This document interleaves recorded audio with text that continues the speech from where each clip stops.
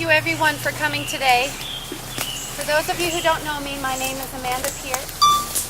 This is my daughter Martha, and this is my baby Jacob. I'm sorry that my husband Jacob couldn't be here today, but he's serving the Lord. I wanted to tell you about his story of faith in hopes that it will help you along your journey. When your times are dark and when you don't think you can take another step, maybe you'll think of this story and it'll help you carry on. When my husband Jacob was 6, he lived right next door to the prophet Joseph and used to listen to him speak in a grove just like this. He didn't understand a word Joseph said, but he knew that he loved him. And that love soon turned to faith. And that faith caused him to follow the prophet and learn to follow the Lord. He followed the Lord to winter's quarters. We were married and we had several children. And the Lord asked us to build shelters for the saints. So that's what we did. When we were finished building the shelters, we were hungry, we were cold, and we needed a place to stay for the winter. But just as we had finished, an apostle came and told us that we needed to go back to Missouri. I didn't want to go. I told Jacob no. That was where our saints had been murdered and driven. We were not wanted there, and I didn't understand why the Lord would ask that of us. But Jacob prayed to the Lord. And he had faith that that was where our family needed to go. And I believed in Jacob. So we went back to Missouri. All we had was a mule. We had no food. We barely had any clothing to keep us warm. And time was running out for us. About halfway back to where we needed to go, we couldn't take a step further. Our mule wouldn't go any further, and we had no food. We were making our peace with the Lord, and we were preparing to say goodbye. Then we saw the most beautiful sight, a team of horses and a wagon filled with food. A man came and asked us if we needed help. If ever there was a time we needed help, it was then.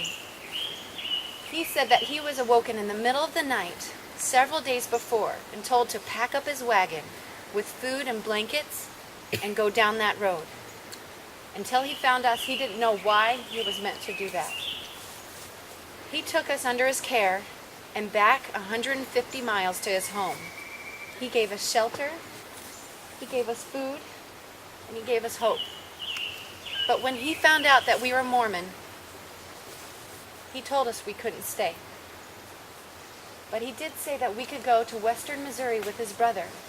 And there we were able to stay the winter and earn enough money to buy a team of oxen to make the trek to Salt Lake. When we arrived in Salt Lake, I realized how much the Lord looks out for us and how much things may seem mysterious and it may not make any sense, but if we follow the Lord, he has a path for us. Well, Jacob's journey wasn't over yet. In a conference, Brigham Young was speaking, and he interrupted it saying, "The mission of this conference is to save those saints." So Jacob was one of the team leaders to lead the expedition to find the Willie Martin Handcart Company and rescue them. Jacob had this magical way with animals. It was as if he could speak to them. He was able to devise a plow with a log, attach it to the oxen team, and plow through the deep snowdrifts so that we could get to those families. Jacob didn't make it back home, but several families did. And there isn't a day that I don't miss him and think about him.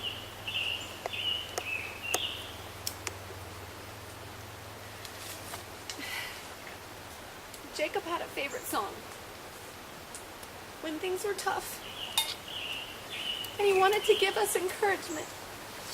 Sometimes he would hum it off key. Sometimes he would sing it full blast, and it would give us peace. And I'd really like to sing that for you today.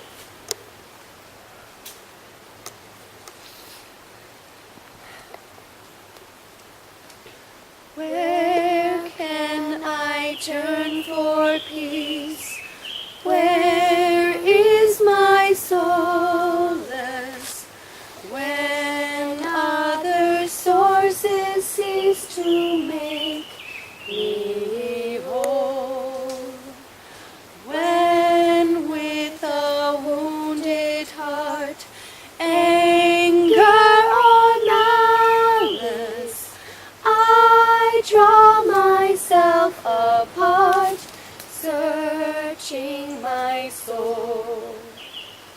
Where when my aching grows, where when I languish, where in my need to know, where can I run? Where is the quiet hand to calm my anguish? Who can understand? The only one. He answers privately, reaches my reaching. In my Gethsemane, Savior and friend.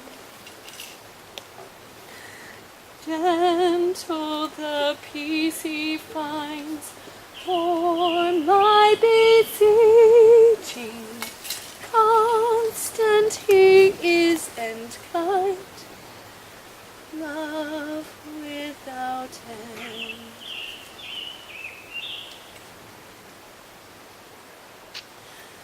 I want to bear my testimony to you and to you that the Savior lives. His love does not end. And as we pass on to the next life, that love does not end.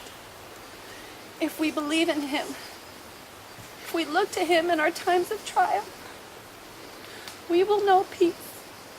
We will be able to carry on, even when we don't think that we can. I pray that you will remember this and look to him. Always look to him. He will guide you home.